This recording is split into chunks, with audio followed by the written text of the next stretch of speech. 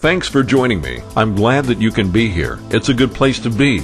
In order for any venture or project to be successful ultimately, all parties must benefit. All relationships must be mutually beneficial. This almost always assures success. Again, a mutually beneficial relationship where all parties' needs are met almost always assures success. This is not only true for this program, but for most agreements and relationships in life. Ponder that for a while. Puzzle on it.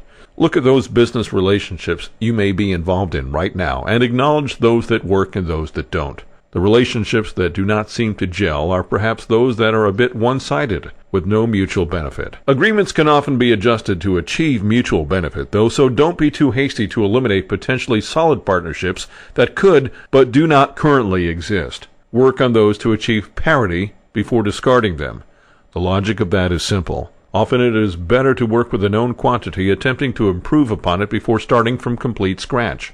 You give yourself a built-in head start on new successes. You give those that you have been working with an opportunity to improve upon their methods, opening previously untaken avenues of wealth and success building. With a renewed sense of vigor and team effort, the recovery rate from a temporary loss can be great. It is savored best by enjoying it with those we have worked with for quite some time. This is true, providing that all parties have a positive attitude and are keyed for new successes. I'm attempting to make the point here that before we throw away some of our best assets, or people, let's make sure that we've exhausted the possibilities of mutual benefit first.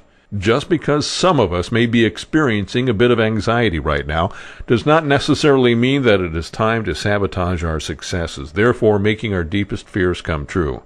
If all of our business leaders, large and small, were to believe that there is real cause for unbounded financial conservatism, then they will anxiously predict their own demise on a large scale. We can't let that happen. We need to make adjustments as business leaders, certainly beneficial adjustments.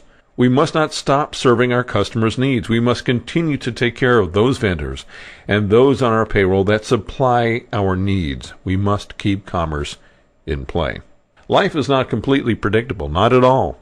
One of the ways that we are able to improve upon the quality of our lives is that unpredictability. Through some of the adaptations made in adversity, mankind's greatest achievements have been realized. That actually is how our country has been built, as a reaction to the needs of its people and the needs of the world. Those visionaries that can actually forecast viable market trends, those with perseverance and resources to sustain themselves, are the most prepared to meet these untold potential adversities. This is logical. Future market conditions and trends can be predicted not with prognostication, but by being educated as to the causes and effects of actions and reactions. By becoming educated, one becomes prepared. Preparation breeds confidence, which then overcomes fear. Fear exists often because of an overwhelming sense of unknown outcome due to a lack of education. No action is taken when the sense of fear keeps us from moving. The best solution, again, to overcome fear is education. The more you know, the more you can logically predict, even perhaps account for, perceived and so-called unknown variables. The more the variables are identified, the more they can be figured into the equation. Having mastered these proven theories and actualities, those of us involved in commerce, those involved in leadership roles in our society, can lead others to success with confidence in mutually beneficial relationships. What would happen if we were more active as a culture than reactive? What would we look like then as a nation, as a people? How can we bring this home to our own personal needs? I'm Ellis Martin, and this is the Opportunity Show.